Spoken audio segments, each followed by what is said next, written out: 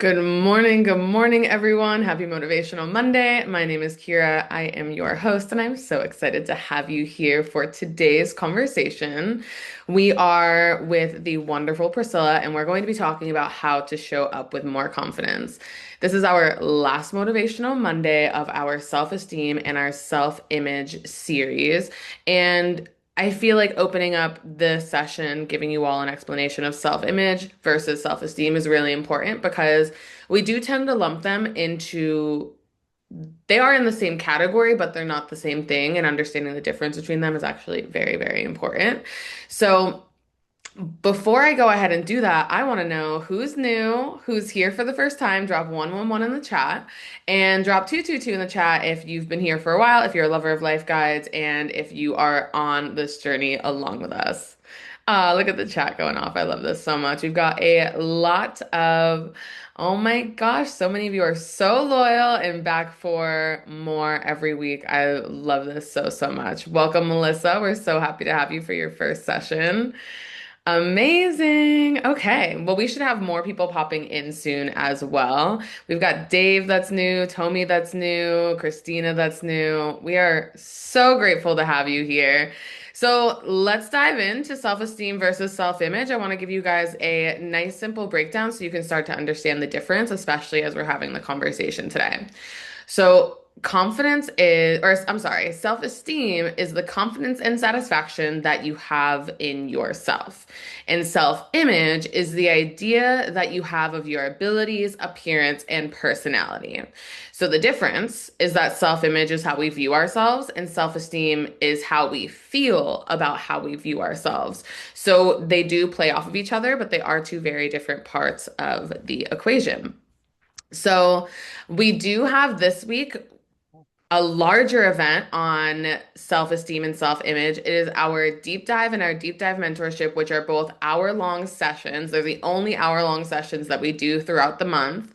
And we are doing that with Tatiana on Wednesday at 1 p.m. Eastern Time, 10 a.m. Pacific Time, and same thing on Thursday. So the deep dive is an hour-long conversation. Usually by the end of Motivational Monday, you all are like, wait, I wanted more. Tell me more. So we created the deep dive as the place at the end of the month where we really just take everything that we learned and dive into it. And then we do the deep dive mentorship, which is where we start to bring everything into place in a mentorship call where you're able to share your voice, where you're able to share your face, and you're able to get live feedback on where you are at. It is not recorded or shared anywhere. It is just a space where you can come and get the support that you need in regards to your self-esteem and self-image. So I dropped the link in the chat to register for our events. And we have the wonderful Priscilla here with us. And her superpower is that she empowers soul-driven leaders to identify their core values, navigate change with confidence, and create a fulfilling life and career without sacrificing their well-being. Thank you so much, Priscilla, for being here. We are so excited to have you. And can you tell us a little bit about yourself and what you hope our audience walks away with by the end of today's conversation? Hi, everyone. I'm so glad to be here. I'm Priscilla Steffen. And my hope today is that you remember how amazing you are and you have a little bit more compassion for yourself. We tend to beat ourselves up a little bit more than we need to. And that you actually, I'm going to throw a crazy idea here that you actually are more confident than you give yourself credit for. And we're going to talk about all the goodness and the positive here. And I am also somebody that has had a lifetime of self-esteem, self-image, self-doubt. Self-doubt has always been my kryptonite, but it doesn't have to be. It's something that you can change. So beautiful. So by the end of the session, hopefully you feel not only Priscilla's words on you, wishing greatness upon you, but hopefully you feel them inside of yourself and a level of trust within yourself to realize, oh, I am confident. Oh, I am great. And oh, maybe self-doubt doesn't need to run the whole entire show. So self-image is a very interesting thing. It is made up of all of the small ideas that we have about ourselves. So, as we're in today's session, I want you to think about the small ideas that you have about yourselves. And sometimes it's the smallest ones that play the biggest role because the bigger levels of our self-image that we know very easily, we know it, we see it, we're good with it. But it's the smaller nuances sometimes that we need to gain a little bit more awareness of. So Priscilla here is actually going to take us through a beautiful three-step framework that is meant to help us redefine all of these stories. Can you take us through the first step, Priscilla? Yes, yes. Is it all right if I just give people a sense of what the three are and not leave them Yeah, in suspense? Because I'm always like, oh, what's the absolutely. other one? They'll start with the self, which means they're within our control to change, which is the exciting part about confidence. It's that it's not something that's fixed, right? So it's the three are self, the first one is self-awareness. You can't, it's hard to change something you're not aware of and conscious of. The second one is self-trust. Ultimately, and usually, everything comes down to do you trust yourself enough to fill in the blank? And the third one is self-mastery, which is a practice of embodiment, of being the version of yourself, being the confident one, being the one who sees him or herself as capable, who sees possibility and doesn't collapse into staying into doubt. So awareness, trust, and mastery of self. And these are all ongoing and evolving practices as always. What I do want to say, and thank you for the distinction between self-esteem and self-image. Those, I think they probably feed into each other.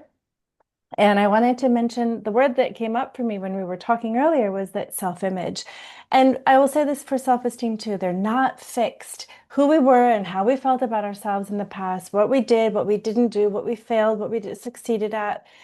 These are not fixed, right? We can't change the past, but we can change how we look at it and we can change our perception, our understanding, our framing of it so it supports us, right? We are always in control of more than we give ourselves credit for, and that includes our thoughts. Even though we think that they're running the show, we're not. That's why it comes down to self-awareness. And so changing our self-image and feeling more confident comes down to a decision.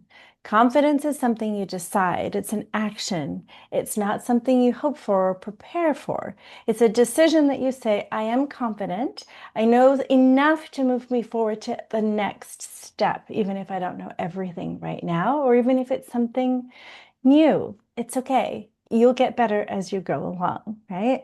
So we are the cause of our realities and of our confidence. We're not at the effect. And that's the big reminder. We have more control and responsibility than we might think. So, what's the new story that we might want to tell ourselves about our self-esteem, our self-image? Who are you when doubt is not driving the bus? Who are you when you were confident? What thoughts and ideas and feelings are you having in those moments? You can remember a time that you felt confident, right? You put on a dress you liked, you walked in the room with a new suit, where you just aced, something. You can remember those moments, right? You've been there. You already know how to do confidence.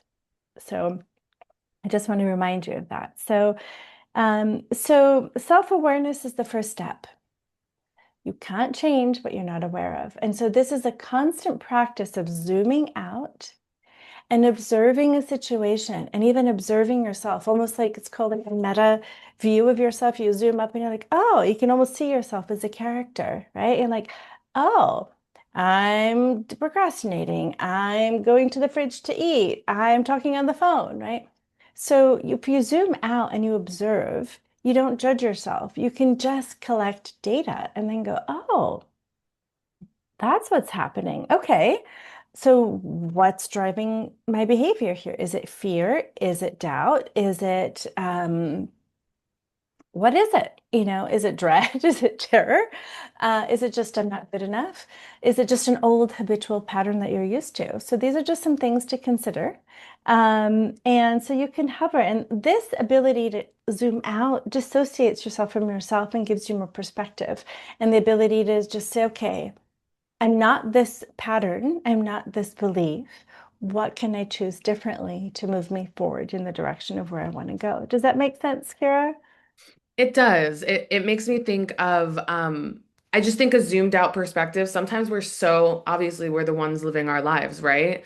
So we're so invested in this story and this process and where we're at here and right now that sometimes it's hard to see that there's so much more beyond. And that zoomed out perspective, I feel like helps us see, okay, this is what I'm doing right here and right now.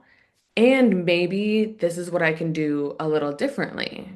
Or this is what I'm doing that I don't necessarily want to do, but why am I doing that? And it makes me want to talk about habits very, very, very quickly because um, habits aren't only formed in the actions that you take physically, like brushing your teeth or making your breakfast at a certain time or going to bed at a certain time.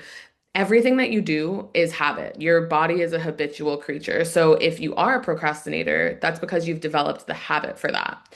So instead of personalizing these habits that we have that sometimes develop our self-image and play into our self-esteem, if we realize that it's a habit and not a personality trait, what we can do is we can start to change that habit. And knowing that there's a mode of change might be very helpful for you as you're navigating this experience of gaining this self-awareness. So Priscilla, as we've now started to develop this self-awareness, we have this zoomed out perspective. We're able to see what we do. We're able to have a little bit of removedness from what we're doing. What comes next as we start to step into that process of self-trust?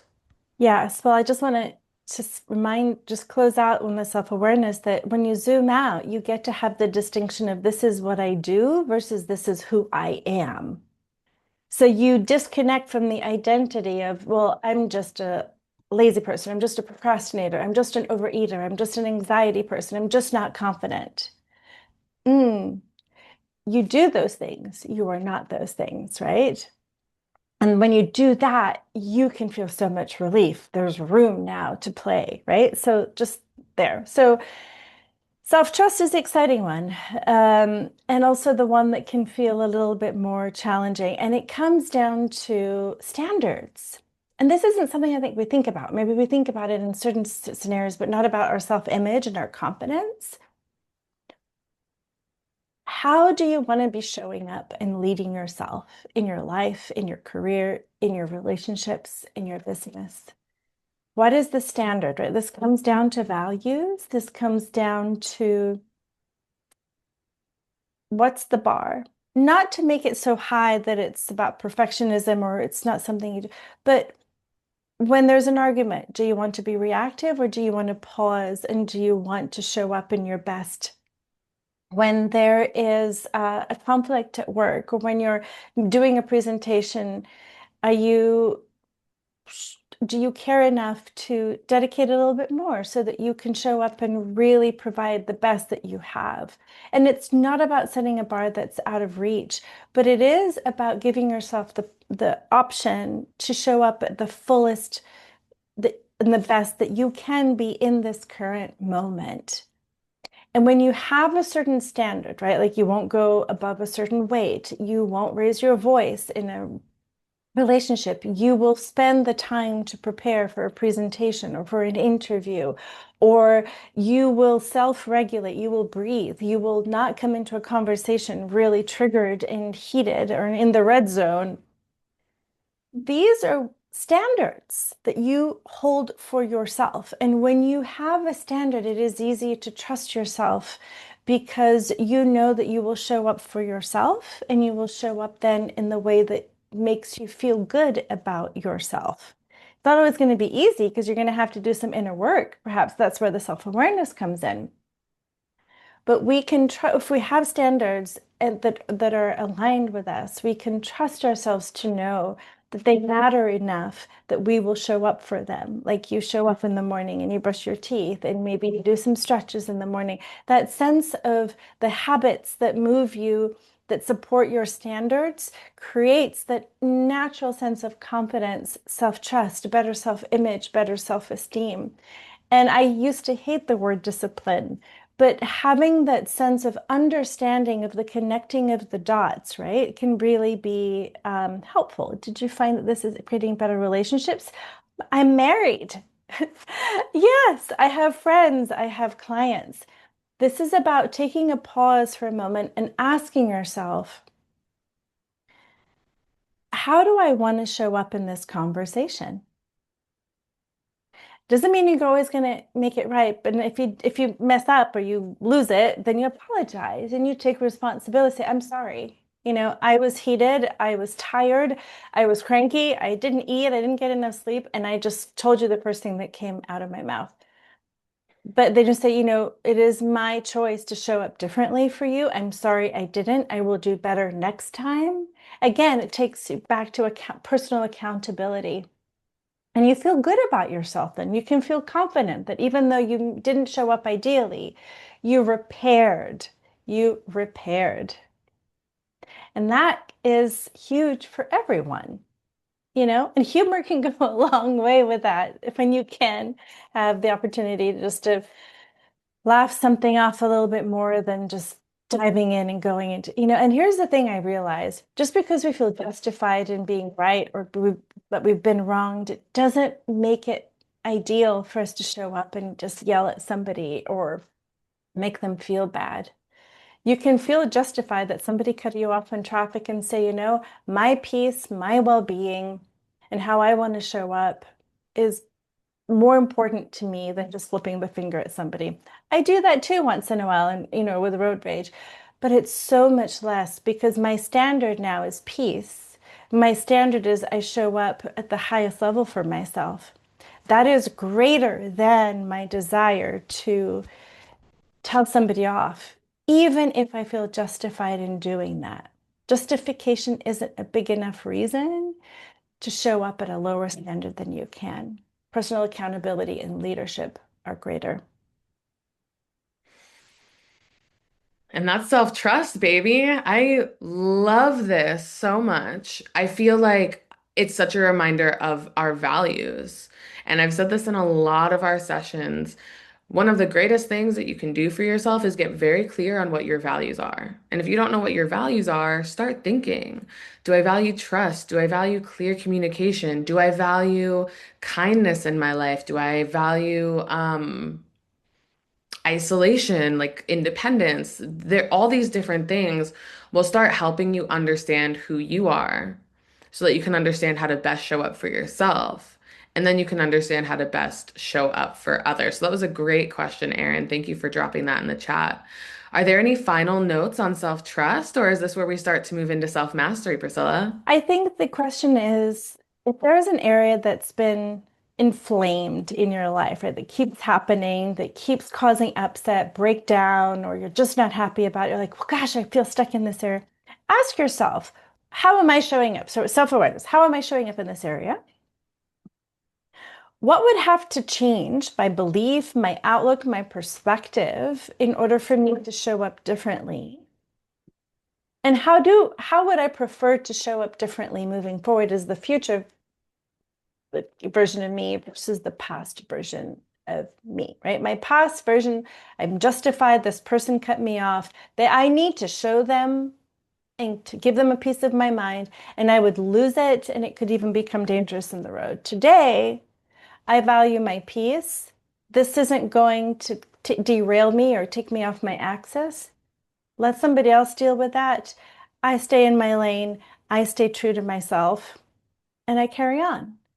It's such a shift, but it had to come from me. And by the way, there are fewer road rage incidences because I changed my energy. I'm not available to be so easy. I'm not available to be as easily triggered as I was.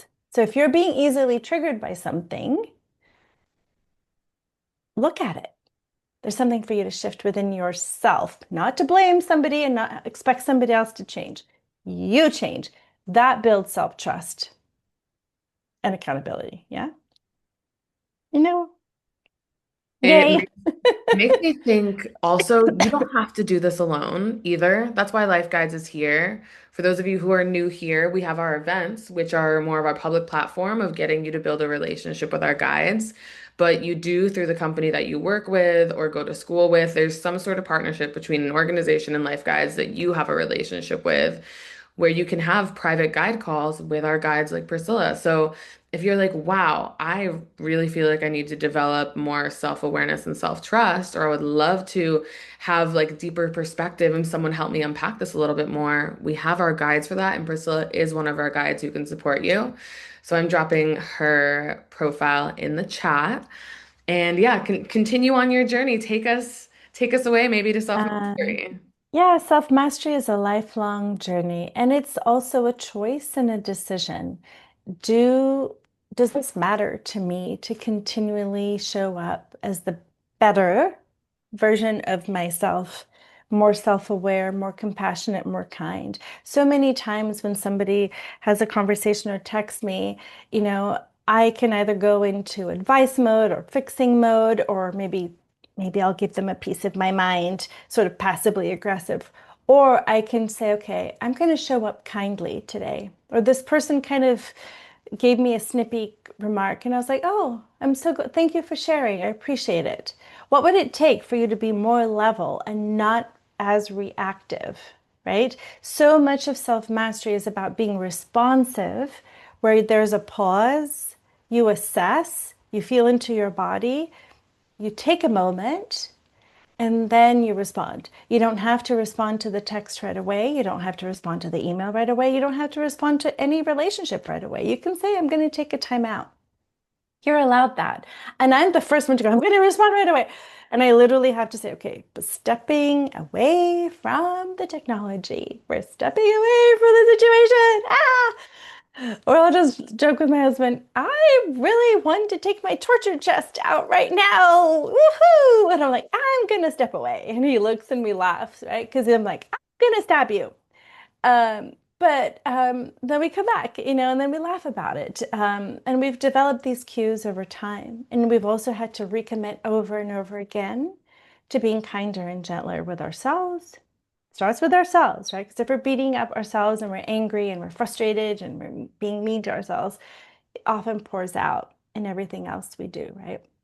And so self-mastery is a choice to want to, and a curiosity of how can I show up in the ways that really reflect the best parts of me, the kinder, bigger hearted, silly, ridiculous, fun loving, brainy, whatever you want to call sporty version of myself. And this speaks to authenticity. Self mastery is an invitation to be more of yourself in the best ways possible, while also having compassion for those parts of you and forgiveness for the parts of you that are still, and will always be a work in progress as well. We can show up as the best, better version of ourselves while still having compassion and forgiveness. But the moments when we don't, this isn't about beating ourselves up. And when you notice that, when you notice yourself beating yourself up, which I do still often, I'm like, okay, that doesn't make me feel good. It tanks the self-esteem, which will then tank the self-image, which will then tank the rest, right? It's kind of a cascade. So what are the choices that can, help us move to our higher vibe, energy, and that radiates out more and more. And so I think I wrote here, what's one action step that you can take to show up as a reflection of your new self-image?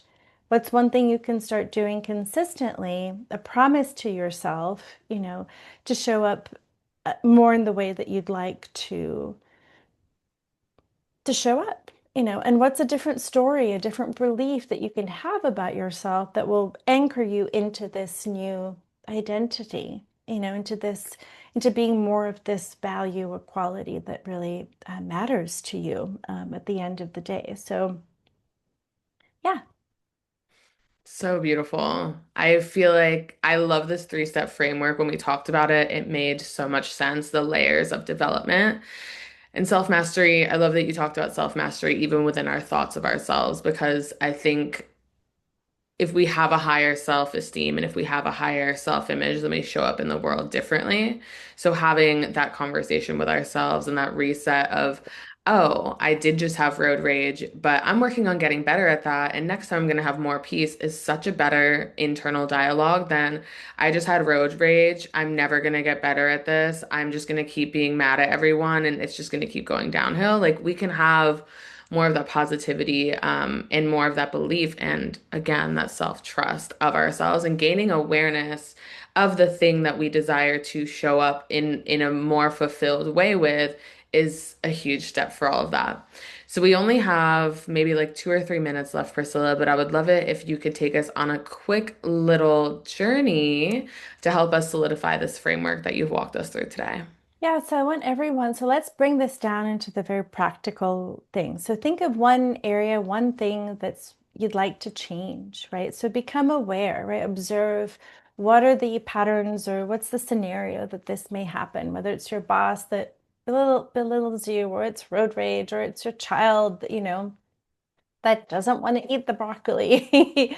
Um, or you come to your desk and you have your own business and you're like, oh, I don't know how to do this. I can't do this. Just imagine, right? So just observe what's the belief, what's the story there, right? And now imagine the confident version of you, the version of you that shows up kind, strong, capable, full of possibilities. In this particular scenario, how would that version of you, that future capable, confident, kind, compassionate version of you, handle the situation? What story or belief or perspective shift might he or she have? And then if you really trusted yourself to make a shift or lead yourself differently in that situation and you knew you could do it, it's inevitable that you can do it. What's different about you? What energy, words, stories, beliefs, habits, what insight is different? And then what's something you can say or do or be? Usually always starts with the being and then the doing and the having. How can you be differently in that scenario internally from yourself, usually from a belief or a story that you have that you change, that will allow you to show up more confidently, more in your power, more in your body, more in your authenticity? Is it patience?